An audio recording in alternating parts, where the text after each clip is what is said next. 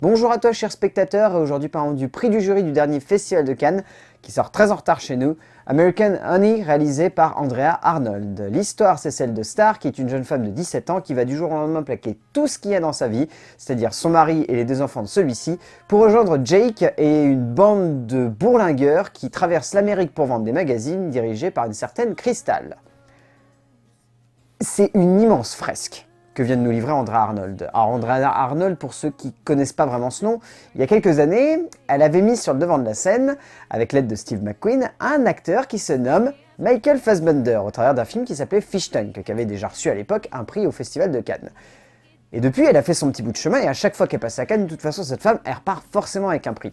Ce qui est normal en même temps quand on regarde la gueule de ses films. American Honey, c'est son film le plus ambitieux parce que c'est une immense fresque qui dure quand même 2h45. C'est pas un petit long métrage, c'est un gros morceau de cinéma.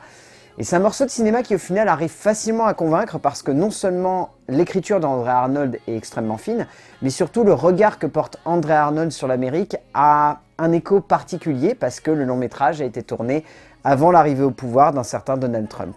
Et dans le message du film, il y a un écho terriblement libérateur qui pourrait presque faire penser au cinéma des années 70 et des années 60, qui était dans la veine du mouvement hippie, où il y avait une envie de libérer les esprits et les mentalités américaines. Et là, on est typiquement là-dedans avec American Honey, c'est assez hallucinant. C'est assez hallucinant parce que déjà, le travail d'écriture de Andrea Arnold, il est superbe parce que, au-delà d'arriver à construire un personnage central fascinant et de construire un personnage de Jake également qui est très intriguant, les personnages secondaires de ce film arrivent à prendre vie de manière instantanée. C'est génial de voir une auteure arriver à avec autant de facilité et aussi peu de besoins dramatiques, de mettre en place des personnages qui vont au fil du récit prendre vie, mais comme ça, spontanément, comme des fleurs. Ils vont éclore d'un seul coup et on va tout de suite y être attaché. Enfin, c'est dingue, mais toute cette bande qui forme, comme ils se surnomment, c'est les O71,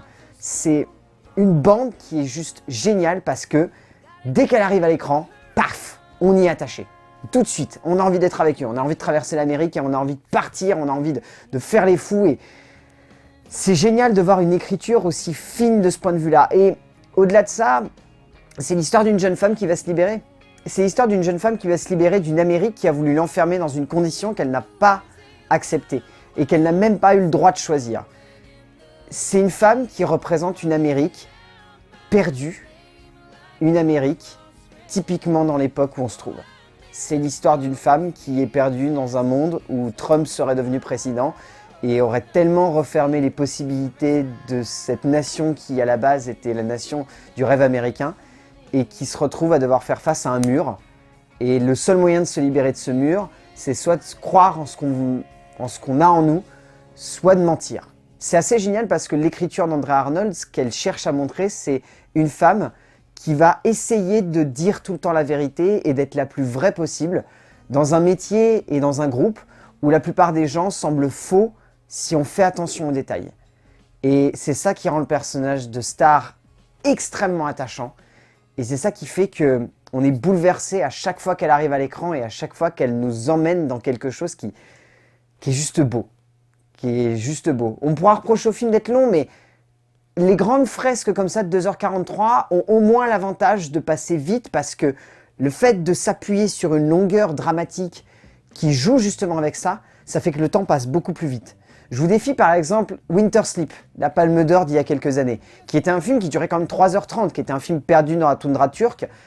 Et ben, il durait 3h30 et pourtant il passait super vite. Parce que lorsqu'on s'attache à la longueur du film et qu'on l'embrasse totalement, comme le fait Andrea Arnold ici, et ben le temps passe très vite. Et le temps passe très vite également parce que la mise en scène d'Andrea Arnold, elle est extrêmement ambitieuse. Enfin, c'est une mise en scène qui est élégante parce que elle est quasiment tout le temps en courte focale et en gros plan. Il n'y a jamais de plan large, ou presque, dans American Honey.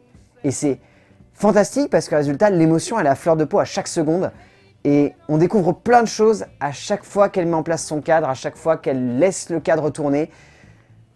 C'est dingue, mais le cadre de ce film, ça va au-delà de la simple expérience cinématographique. On est dans une expérience sensorielle qui nous laisse valdinguer de personnage en personnage et nous laisse apprécier chacune des rencontres qu'on va avoir au fil du film. Et On se sent bouleversé durant beaucoup de séquences, pas forcément parce que le rythme du film est lent ou il y a une certaine sensibilité qui se dégage de la mise en scène, mais avant tout parce que ces cadres, de par leur profondeur de champ faible et de par leur réalisme extrêmement fidèle, ils arrivent à nous toucher là et ils ne nous lâchent pas tout le long métrage. Vraiment. C'est des cadres qui sont rares et ça se comprend qu'ils aient eu une petite hésitation entre ce film-là et moi, Daniel Blake. Parce que, de toute façon, c'est deux films qui sont politiques, c'est deux films qui sont ancrés dans un contexte qui les rend essentiels et qui les rend importants. Et c'est dingue de voir que, en choisissant de remettre le prix du jury à ce film-là, le jury de George Miller, il a presque été plus visionnaire qu'en remettant à Palme d'Or à moi, Daniel Blake. Parce que c'est pas du tout le même genre de long métrage, mais le côté extrêmement politisé de American Honey rend le film extrêmement visionnaire quand on sait qu'il a été tourné dans une Amérique où on ne se doutait pas du tout que Donald Trump serait président. Et c'est assez génial de voir ça. Le casting, lui, il est fantastique, mais on retient que deux acteurs, vraiment. Shia LaBeouf, avant qu'il pète un câble, qui est fantastique, qui est magnifique, qui est impérial, et surtout Sacha Lane, qui est une sacrée révélation puissance. Cette jeune femme, elle ira très très loin parce que son interprétation d'un American Honey fait à peu près 40% de l'efficacité et de la force du métrage. Elle est folle, cette jeune femme. Et elle a énormément d'énergie et ça se ressent à l'écran. Et ça fait que American Honey, c'est pas un film parfait.